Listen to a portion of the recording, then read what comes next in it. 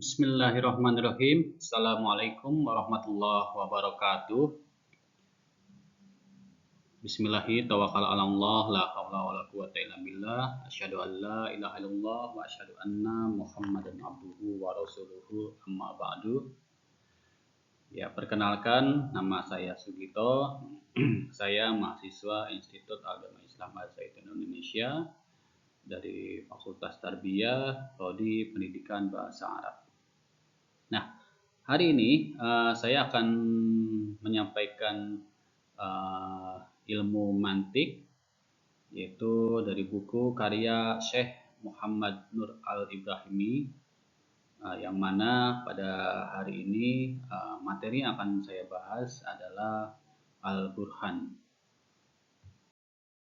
Al-Burhan.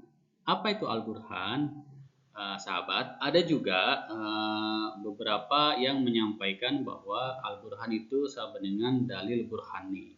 Nah, Al-Burhan ini artinya dia sangat meyakinkan sekali atau tidak ada celah keraguan di dalamnya.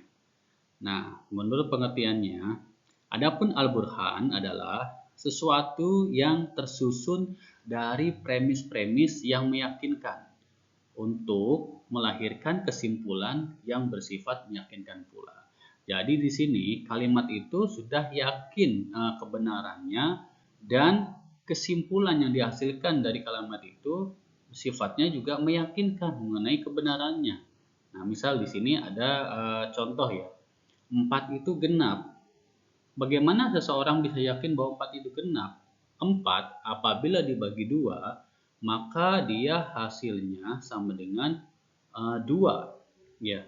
Angka 2 ini adalah bilangan genap. Ya. Sehingga 4 itu disebut dengan genap. Kenapa? Karena apabila dibagi 2, hasilnya tidak ada koma setelahnya. Jadi 4 dibagi 2 itu sama dengan 2. Sudah 2, tidak ada koma di belakangnya.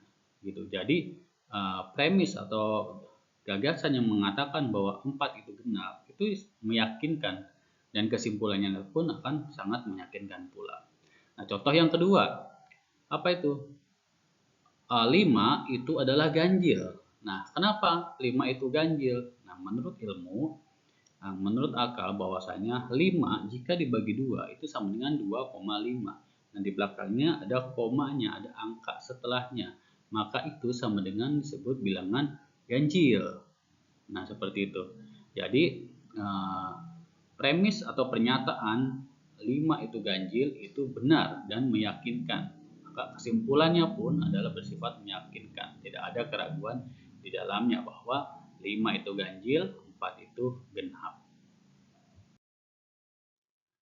Adapun proposisi yang meyakinkan ini terbagi menjadi 2. Nah, yang pertama adalah doruriyatun, artinya yang bersifat aksiomatik atau kebenarannya atau keyakinannya tidak membutuhkan pada nalar. Jadi kebenaran sudah otomatis benar.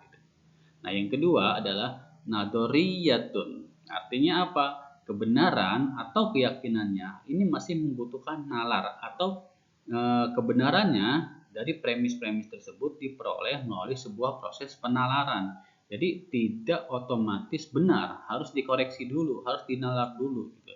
Nah, itu yang nadoriyatun. Dan yang bersifat daruri atau doruriyah itu ada 6. Yang pertama adalah awaliyatun. Apa itu awaliyah? Adapun awaliyah adalah proposisi-proposisi yang menghukumi dengan akal dengan semata-mata menggambarkan dua sisi, yaitu maudhu dan mahmul atau subjek dan predikatnya. Nah, seperti apa? Nah, seperti halnya seperti ini. Keseluruhan adalah lebih besar daripada sebagian. Artinya apa? Dalam contoh yang nyatanya, kita lihat sebuah pohon ya. Nah, keseluruhan pohon ini pasti lebih besar daripada bagian-bagian pohon itu sendiri. Apa itu bagian daripada pohon? Ada akar, ada batang, ada cabang, kemudian ada daun, kemudian ada juga buah, yaitu bagian daripada pohon. Tidak mungkin buah lebih besar daripada pohonnya. Tidak mungkin juga akar lebih besar daripada pohonnya, gitu kan? Nah, maka keseluruhan pohon tersebut pasti lebih besar daripada bagian-bagiannya yang tadi. Nah, itu sahabat ya. Nah, kemudian contoh yang selanjutnya adalah satu adalah setengah dari dua.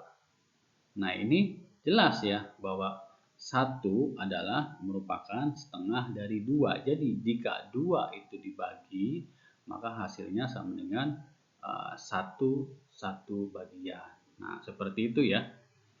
Baik, yang selanjutnya ya, yang kedua adalah musyahadah. Nah, apa sih musyahadah itu? Nah, dan adapun musyahadah adalah proposisi-proposisi yang nilai yakinnya ditangkap atau diyakini melalui indera yang zohir atau panca indera atau secara lahiriah.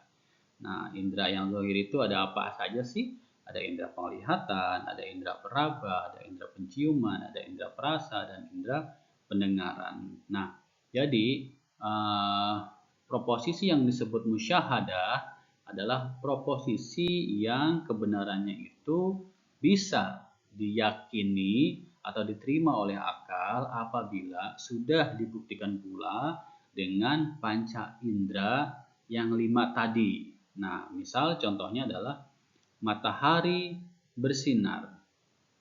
Nah, apabila ada yang mengucapkan matahari bersinar, secara keilmuan mungkin kita bisa memahami ya bahwa benar matahari itu bersinar karena memiliki cahaya. Lantas bagaimana kita bisa meyakini bahwa matahari itu benar-benar bersinar gitu kan? Atau memiliki cahaya? Maka kita memerlukan panca indera kita. Yang di sini adalah indera penglihatan. Kita harus lihat cahaya matahari tersebut. Oh iya, cahaya matahari itu berwarna kuning, ya, menyilaukan. Nah, itu kan bisa dibuktikan. Berarti benar adanya bahwa matahari itu adalah bersinar. Karena apa? Karena memiliki cahaya yang kita lihat. Itu yang pertama. Yang kedua, contoh yang kedua adalah api membakar. Nah, misal gini, kita diberitahu oleh orang tua kita waktu kita kecil ya, adek, awas, api ini membakar, api ini bisa membakar. Lantas kita langsung berpikir bagaimana api bisa membakar gitu kan. Nah, maka pada saat kita mendekatkan tangan kita kepada api itu, kita bisa merasakan, oh iya, api ini memiliki panas. Panas ini kalau menyentuh tubuh kita, maka dia akan membakar tangan kita gitu. Nah, disitulah pentingnya ada indera perasa atau indera peraba ya, sehingga kita bisa merasakan di situ api yang panas tersebut, api yang membakar tersebut. Nah, kemudian bunga mawar wangi baunya. Nah, dari mana kita bisa membuktikan bahwa bunga mawar itu wangi baunya? Yaitu dari indera penciuman. Maka setelah tercium aromanya, oh iya, kita meyakini dengan akal bahwa bunga mawar itu wangi, harum baunya. Nah, seperti itu. Kemudian, contoh yang selanjutnya adalah madu manis rasanya. Nah, bagaimana kita bisa merasakan, kita bisa tahu bahwa madu itu manis rasanya? Yaitu dengan merasakan, ya, dengan mengecapnya. Kita rasakan menggunakan lidah kita. Oh iya, ternyata memang madu itu manis. Maka premis atau gagasan yang mengatakan bahwa madu manis rasanya bisa kita terima, bisa kita yakini kebenarannya sesuai dengan akal kita, dan kita bisa merasakannya pula bahwa ya madu itu memang manis rasanya. Kemudian yang kelima, contoh yang selanjutnya adalah burung bulbul bagus suaranya. Al bulbulu husnus saut. Ya.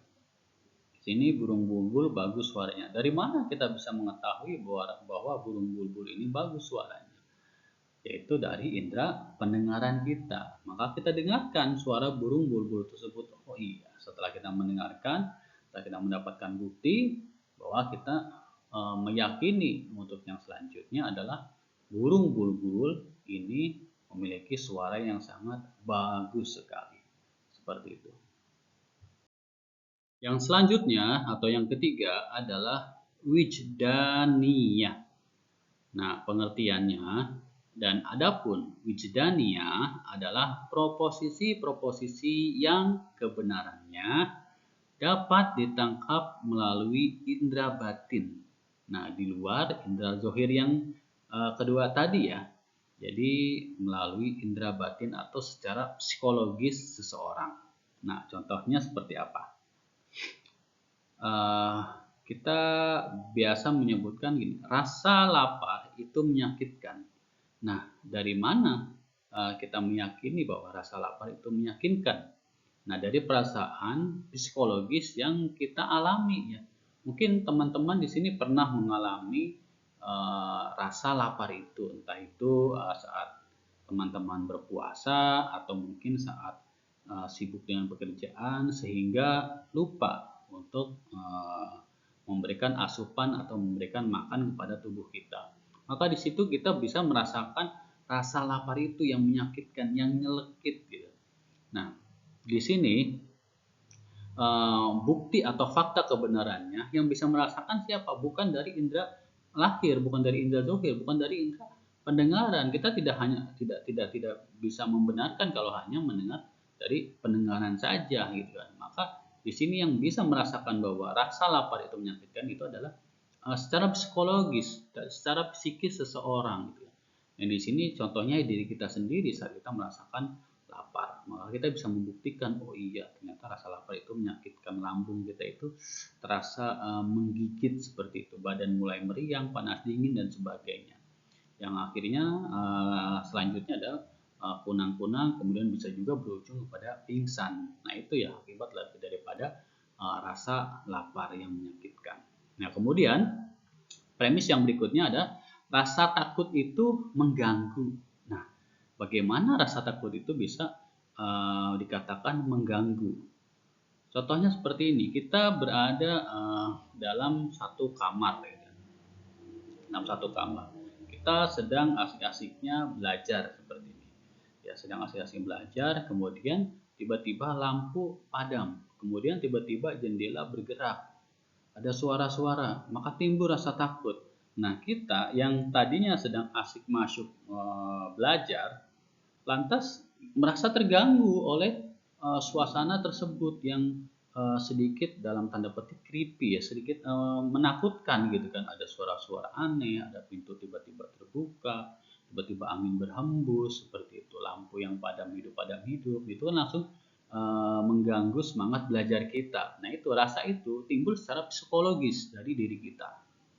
Nah seperti itu.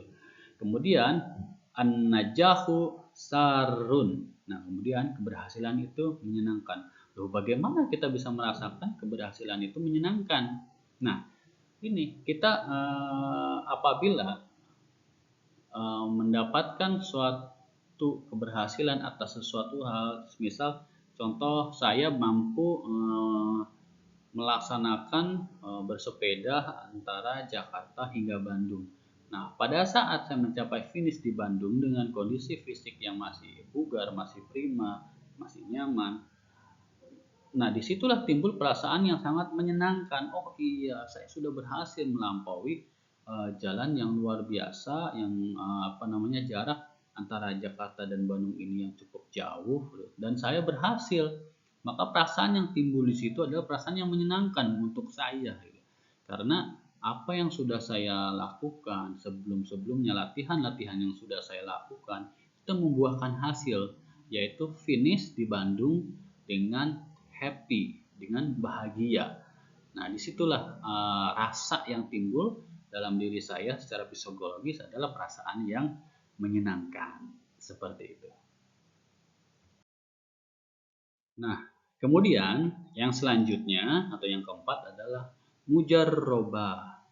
Nah, apa ini mujarrobah? Dan adapun mujarrobah adalah proposisi-proposisi yang diyakini dengan akal setelah menyaksikannya secara berulang-ulang. Jadi kita meyakini kebenarannya itu setelah kita melihatnya secara berulang-ulang.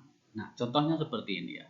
Dalam kehidupan sehari-hari mungkin teman-teman pernah mendengar bahwasanya ada orang yang makan pucuk jambu ya, atau jambu biji gitu ya, daun jambu biji yang masih muda itu bisa menyembuhkan diare. Nah, kita meyakini, khususnya saya ya, meyakini hal itu, kebenaran hal itu adalah setelah saya mengalami kejadian itu berulang-ulang. Beberapa kali saya mengalami diare seperti itu akibat makan yang kurang cocok dengan lambung saya, sehingga saya langsung berpikiran untuk mencari daun jambu untuk menghentikan diare itu, dan itu terbukti sudah berkali-kali seperti itu. Dan saya akhirnya meyakini bahwa daun jambu itu bisa menyembuhkan diare, dan itu juga diamini oleh orang-orang kebanyakan atau secara umum gitu, masyarakat umum meyakini bahwa jambu biji, pucuk jambu biji itu bisa menyembuhkan diare. Nah, seperti itu. Jadi kebenarannya bisa diyakini karena hal itu terjadi secara berulang-ulang.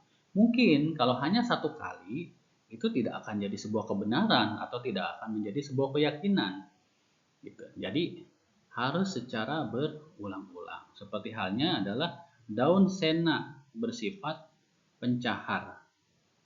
Nah, ini karena mungkin ada banyak orang yang sudah membuktikan, yaitu apabila memakan daun sena tersebut itu seperti makan obat pencahar ya. Ini kebalikannya dari makan pucuk jambu biji ya. Nah, mungkin ini akan bermanfaat bagi orang-orang yang mengalami kesulitan buang air besar gitu. Nah, itu bisa menjadikan daun sena itu sebagai solusi agar dia bisa membuang kotoran yang ada di perutnya dia, yaitu seperti obat pencahar itu. Nah, seperti itu ya. Nah, yang kelima adalah hadsyiyah. Nah, apa itu hadsyiyah? Dan adapun hadsyiyah adalah proposisi-proposisi yang diyakini dengan akal, dengan perasaan atau intuisi yang kuat di dalam jiwa yang memberikan faedah ilmu. Nah, artinya seperti apa? Jadi, hadsyat itu adalah suatu pernyataan ya atau gagasan gitu kan, yang diyakini atau bisa diterima oleh akal, oleh intuisi atau perasaan gitu kan, dan juga bisa menghasilkan atau bisa menjadi sebuah ilmu gitu. Nah, contohnya seperti apa? Bumi itu bulat. Nah, bagaimana kita bisa menerima pernyataan bahwa bumi itu bulat? Nah, sudah banyak sekali literatur-literatur atau penelitian-penelitian yang dilaksanakan oleh orang-orang terdahulu ya mengenai kondisi atau keadaan bumi itu. Nah, mereka dengan intuisinya gitu kan, dengan ilmunya gitu kan, mereka mencoba membuktikan bahwa bumi itu bulat. Nah, banyak sekali literatur-literatur yang kita bisa lihat di forum seperti YouTube, kemudian di artikel-artikel atau jurnal-jurnal ilmiah seperti itu yang mengarah kepada pernyataan bahwa bumi itu bulat. Nah, keyakinan mereka tuangkan dalam karya gitu kan, ada yang berupa karya buku dan lain sebagainya, sehingga keyakinan tersebut yang sudah dibuktikan itu bisa menjadi ilmu bagi manusia-manusia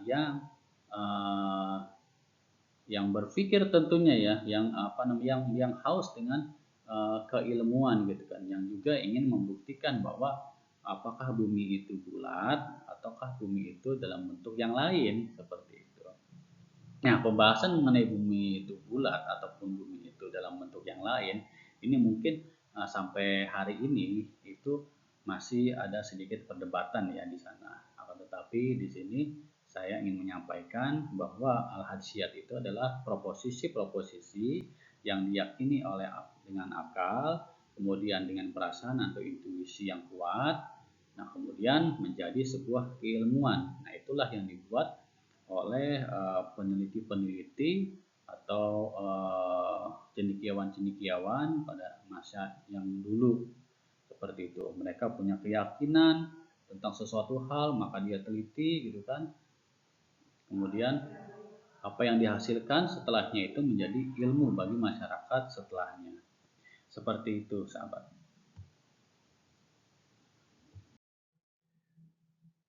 Ya, yang terakhir atau yang keenam ini adalah mutawatirat. Nah, apa itu mutawatirat? Berdasarkan penjelasannya adalah, dan adapun mutawatirat adalah proposisi-proposisi yang diyakini dengan akal melalui perantara mendengar dari sekelompok orang yang tidak mungkin mereka sepakat untuk berbohong. Nah, ini seperti apa sih? Jadi seperti ini. Misal gini, kita bertemu dengan seseorang dan kemudian menanyakan apa kota atau ibu kota Indonesia. Kemudian orang itu menjawab, ibu kota Indonesia itu adalah Jakarta. Nah, kemudian kita menanyakan lagi kepada orang lain, apa ibu kota Indonesia? Ibu kota Indonesia adalah Jakarta.